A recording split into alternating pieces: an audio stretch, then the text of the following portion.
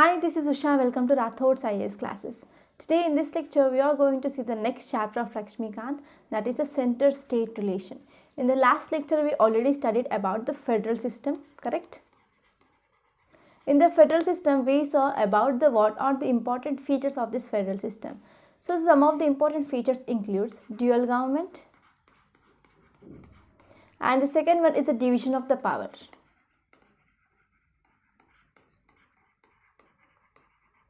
Whenever we are talking about the dual government, at the union level, we have the central government,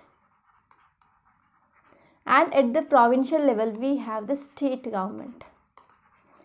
So, what is the important feature of the federal system? That is the proper division of the powers between the center and the state that is seen.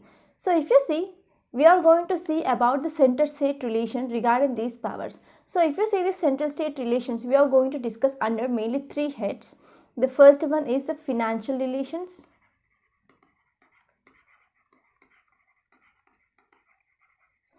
And the second one is the legislative relations.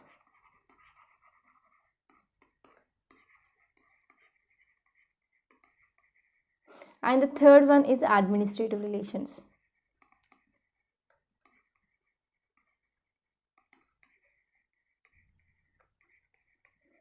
As we know, Indian system of the government, it is a federal system.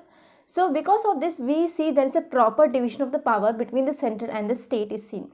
So, in this lecture, we are going to see the division of the powers between the center and the state regarding the legislative relations.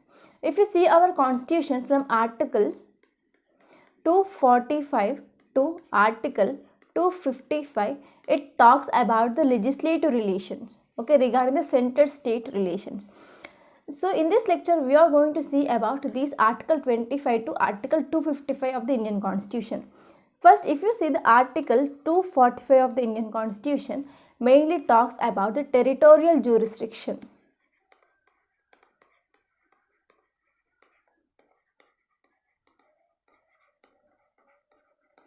And if you see the Article 246 of the Indian Constitution talks about the subject matter jurisdiction.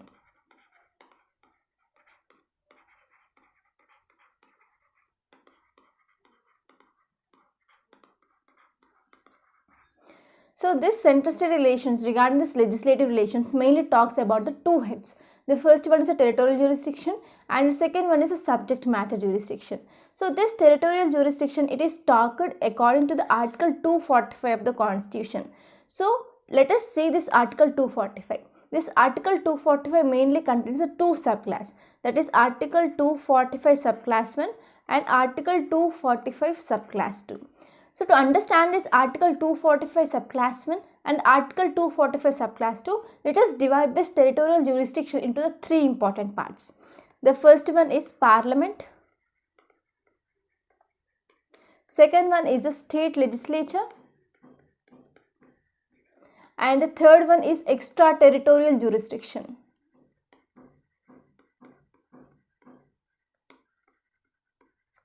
Okay, so if you see this Article 245 subclass 1 talks about these two provisions. It is talking about the Parliament to make the laws within the territory of the India or any part in the India. So if you see the second one, it is talking about the state legislature, the power of the state legislature to make the laws within the state or any part of the state. So these two are talked in this Article 245 subclass 1. And if you see Article 245 subclass 2, it also says about the power of the Parliament but not the state legislature. So this subclass 2 which is only talking about the power of the Parliament. So if you see this subclass 2 talks about the Parliament also have the power to make the extraterritorial jurisdiction.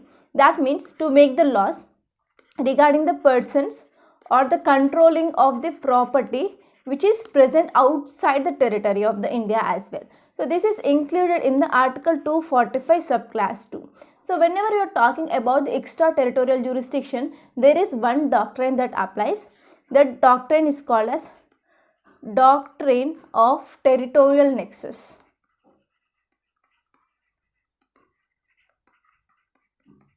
That means if at all any company which is present in the India and there is also another branch which is present in the other country. So if there is any territorial nexus which is present between these two companies, so the parliament have the power to make the laws mainly to control the property and also the persons there. So this is about the extraterritorial jurisdiction. So this is about in whole Article 245. So if you see the Article 246, it is talking about the subject matter jurisdiction. So according to the Schedule 7 of the Indian Constitution, mainly talks about the three lists. List 1 talks about the union list, list 2 talks about the state list, and list 3 talks about the concurrent list.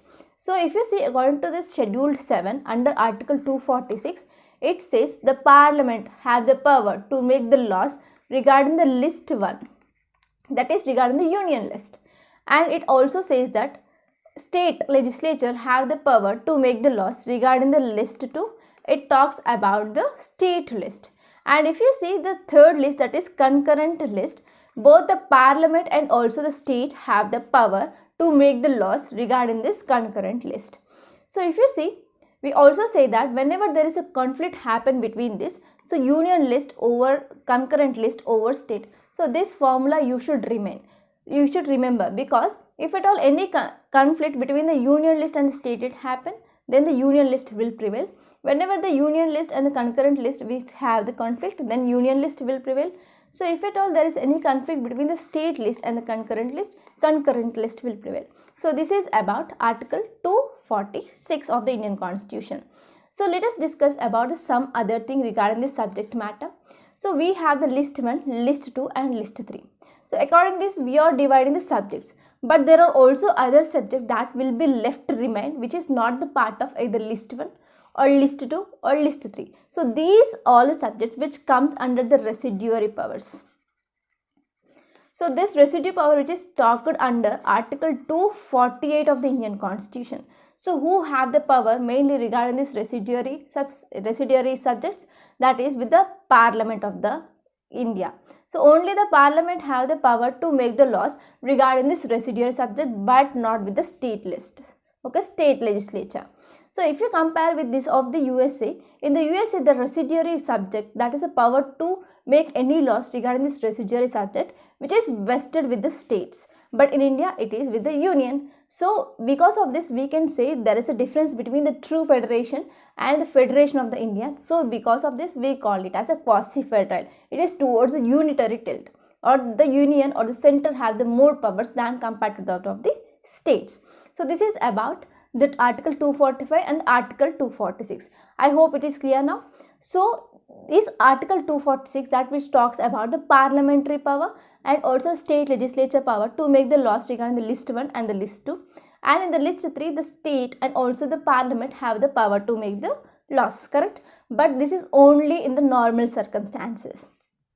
So there are another circumstances in that we can see the center have the power to make the laws in the state list. So we see there is a parliament have the power to make the laws in the state list. There are mainly 5 circumstances. The first one we can say emergency. In this emergency we are talking about the national emergency and also the president rule. And in the national emergency, according to the Article 250 of the Indian Constitution, this state list will become as a concurrent list. And whenever there is a president's rule, the state list will become as a union list. And the next one is whenever the Rajya Sabha will passes the resolution, which is important to make any laws regarding the national interest. That is under Article 249 of Indian Constitution. And the next one it is regarding Article 251 and also Article 252 and Article 253. Article 253 talks about if at all any international relations regarding any conventions or any important parties that should be implemented in the state, then the parliament have the power. And according to Article 252, it mainly talks about, I will discuss this later. And next one, it is a center also have the bias. So if you see, whenever there is a relations between the center and the state, we also see the center also have the bias regarding the state list. So whenever the governor who is reserving some bills regarding the president assent, so the president have the absolute veto over here. So we also see the center has the influence in the state legislature as well. So these are all we are going to discuss in this lecture. So let's get started. So if you see this slide, it says the Constitution of the India, it is being a federal. That means we have the proper division of the powers between the center and the state, and we divide these powers like legislative powers, executive powers, and also the financial powers between the center and the states. However, there is no division of the judicial power according to the Constitution of the India. So if you see the center-state relations, they are mainly studied under the three heads. As we studied earlier, that is regarding the legislative relations, regarding the administrative, regarding the financial relations. The first, let us see the relations of the legislative purpose. So according to the Article 245 to Article 255, they talks about the legislative relations and which are present in the Part 11 of the Indian Constitution. And if you see, like any other federal constitution, India's constitution also divides the legislative powers between the center and the state. So if you see this legislative powers, there are mainly two heads. The first one is a territorial jurisdiction and the second one is a subjects of legislation, that is subject matter jurisdiction. So in this lecture, we are going to see about mainly four aspects. The first one is the territorial extent of the central and the state legislation. It is talked in the Article 245 of the Indian Constitution. There are two subclasses, Article 245 subclass 1 and Article 245 subclass 2. And the next one is distribution of the legislative subjects. We are going to discuss about the Schedule 7 of the Indian Constitution. And the next one is the parliamentary legislation in the state field. That means the parliament have the power to make the laws regarding the state list.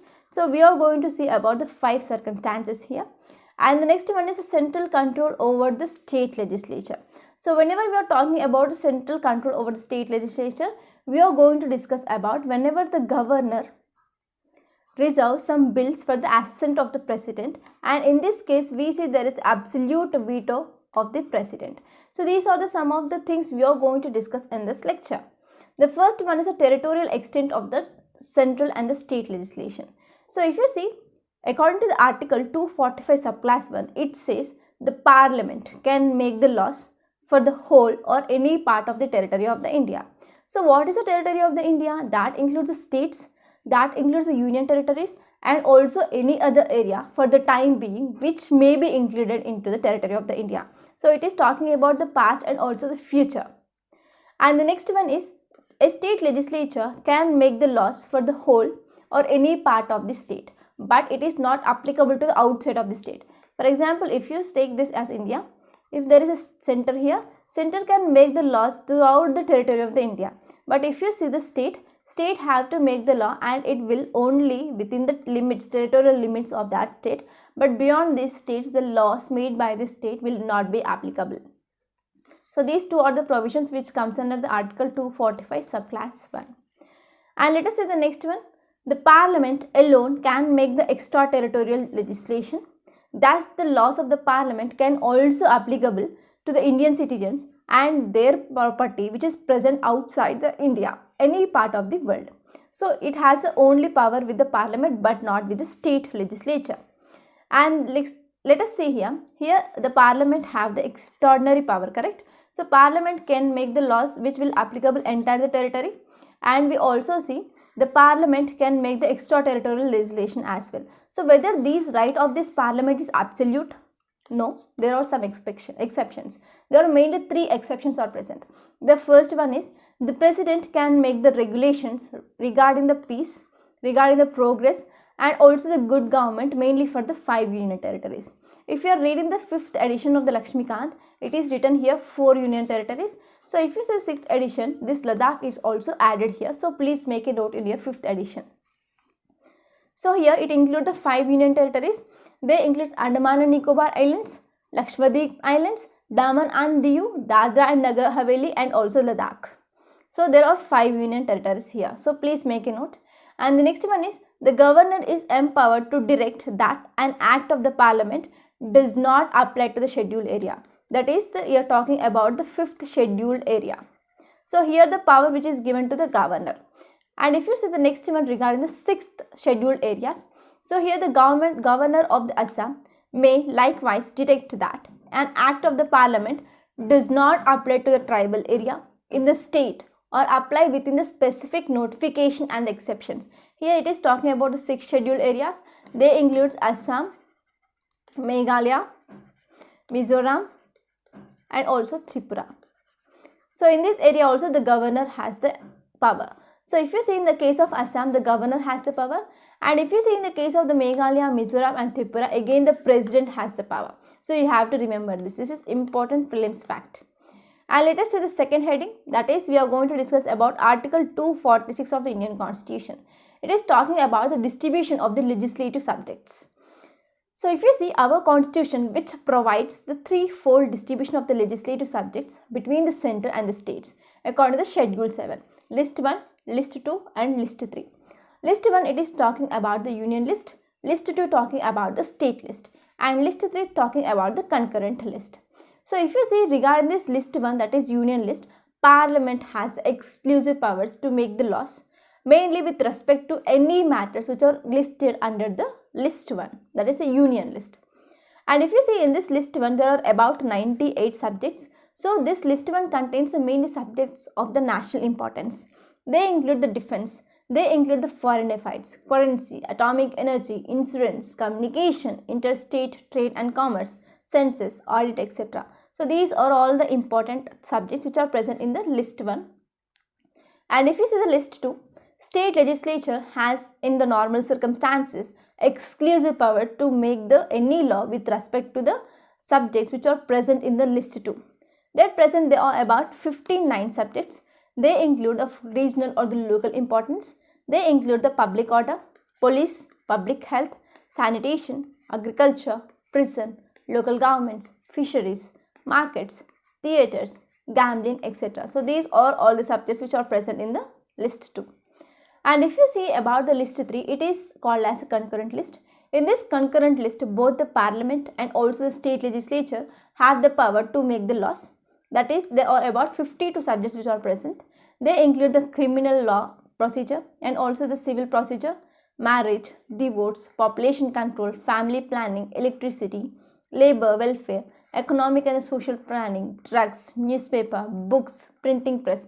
These are all the subjects which comes under the concurrent list. So it also says that the Parliament has the power to make the laws within respect to any matter or any part of the territory of the India, but not included in the states, even though the matter which is enumerated in the state list. So it also says that the Parliament have the power to make the laws within the union list but not in the state list. So it also says that according to the 101 Constitutional Amendment Act of 2016, it has made a special provision with respect to the goods and services, that is the GST. GST came into power from the 2017, correct? So the Parliament and the state legislature both have the power to make the laws with respect to the goods and also service tax which is imposed by the union or by the state. So if you see, there are three lists which is enumerated according to the Schedule 7 of the Indian Constitution, that is List 1, List 2 and List 3. There are also the other subjects which are present outside these lists. They include the residuary subjects or the residuary powers. So in these matters, that is in the residuary subjects, the Parliament has the power to make the laws, but not with the state legislature. State legislatures do not have any power to make the laws regarding these residuary subjects. So if you compare with the USA, the residuary subjects are left with the state legislature but not with the center. So because this USA, it is a true federation, but India, it is a quasi-federal nature. So we have seen a unitary tilt or the union tilt, or we see there is higher powers which is vested with the center than compared to that of the state. And let us see the abnormal circumstances where the Parliament have the power to make the laws in the state list. We are going to discuss about the 5 extraordinary circumstances. The first one is when the Rajya Sabha passes the resolution. It is according to Article 249 of the Indian Constitution. So whenever the Rajya Sabha declares that any necessary in the national interest that the Parliament should make the laws with respect to the goods and services or tax A or the matters of the state list, then the Parliament becomes competent mainly to make the laws regarding this state list, that is under Article 249. And this should be passed by special majority. That means 2/3 of the present and the voting majority should be need. And next one is during national emergency. So according to the Article 250 of Indian Constitution, mainly talks that whenever the national emergency which is imposed in the state, in the country, what happened, this state list will becomes an concurrent list. Whenever the state list becomes a concurrent list, here the parliament also have the power to make the laws regarding the state list. So whenever talking about the emergency, there are three types of the emergencies according to the Article 352, Article 356 and Article 360. Article 352 talks about the national emergency. Article 366 talks about the state emergency or also the president's rule, and Article 360 talks about the financial emergency. So in this context, we see there is a center which have the most or much powers regarding the normal circumstances. The center will become more powerful and it will make the laws regarding the state list as well. And the next one is when the states make the request. It is according to Article 251 of the Constitution. Whenever the legislatures of the two or the more states that pass a resolution mainly requesting the parliament to enact the laws which are in the matter of the state list, then the parliament have the power to make the laws regarding that subjects as well. And so this is applied only in the states which are requested but not in the other states. So this is to be remembered, okay. So this is according to the Article 252 of the Indian Constitution, not 251, it is 252 of the Indian Constitution. And the next one is to implement the international agreements. So it is according to the Article 253 of the Indian Constitution. So if you see according to this Article 253, it says the parliament can make the laws on any matters of the state list, mainly for implementing the international treaties and also agreements and also the conventions. So in this context, the parliament has the power to make the laws regarding the state list as well. And the next one is during president's rule.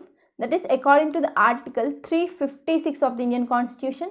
As we studied earlier that whenever the president's rule which is imposed in the state list will start to be behave as a union list. So whenever the state list which becomes a union list, then it have the center, that the parliament have the power to make the laws in this union list. And the next one is the central's control over the state legislation. In this we are going to see about the three circumstances.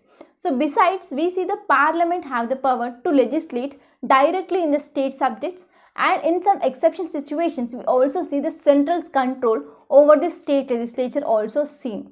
They include, the first one is whenever the governor can reserve the certain types of the bills which are passed by the central legislature or whenever they are passed by the state legislature, so they are placed for the consideration of the president. So in these types of the bills which are passed or which is reserved for by the government for the president assent, the president enjoys absolute veto over them. We already discussed about this.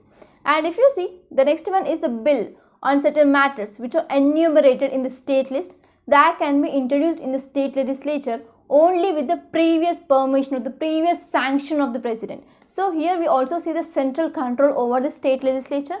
And the second one is when the center can also direct the states to reserve the money bills and also the financial bills which are passed by the state legislature for the president consideration during the financial emergency according to the Article 360. Whenever according to the Article 360 financial emergency which is imposed, then the center will direct the states mainly to reserve the money bills for the consideration of the president. So in these three cases we see there is a center's domination or the central's control over the state legislature is seen. So let us have a small recap what we studied till now. So we studied about Article 245. We studied about the two provisions 1 and the 2, which talks about the territorial jurisdiction of the parliament and the state, and the parliament power which is not absolute here. So we see there are three exceptions here, okay.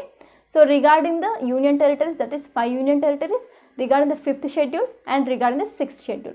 And if you see the second provision, it talks about the extraterritorial jurisdiction. And we also studied about the Article 246. It talks about the Schedule 7 of the Indian Constitution. We talk about the three lists. List 1, that is union list, state list and concurrent list. We also saw the order U greater than C greater than S, correct? And we also saw about Article 248. It talks about the residuary subjects. and the parliament have the power to make the laws. And we also see the extraordinary circumstances like the parliament have the power to make the laws in the state list, that is according to article 249, article 250, article 252 and article 253. Article 249 talks about the national emergency, whenever the Rajya Sabha passes the resolution, and article 250 talks about the national emergency. Article 252 talks about whenever two or more states request the center, and article 253 talks about the international conventions or agreements. And we also saw there is a central control over the state legislature in the mainly three circumstances. The first one is whenever the governor resolves a bill, and also we saw there is a financial emergency. In this financial emergency, according to the article 360 of the Indian Constitution, some bills or the money bills that can be reserved by the state for the president consideration, and also we can see the bills on the certain matters of the state list that will be introduced only in the previous consultation of the president. So in this way we see there is a central control over the state legislature. So this is in brief about the legislative relations, that is central and state relations regarding this legislative relations. Okay, I hope you enjoyed this lecture. Thank you so much, and please subscribe to my channel. Please do like, share and comment my lectures. Thank you.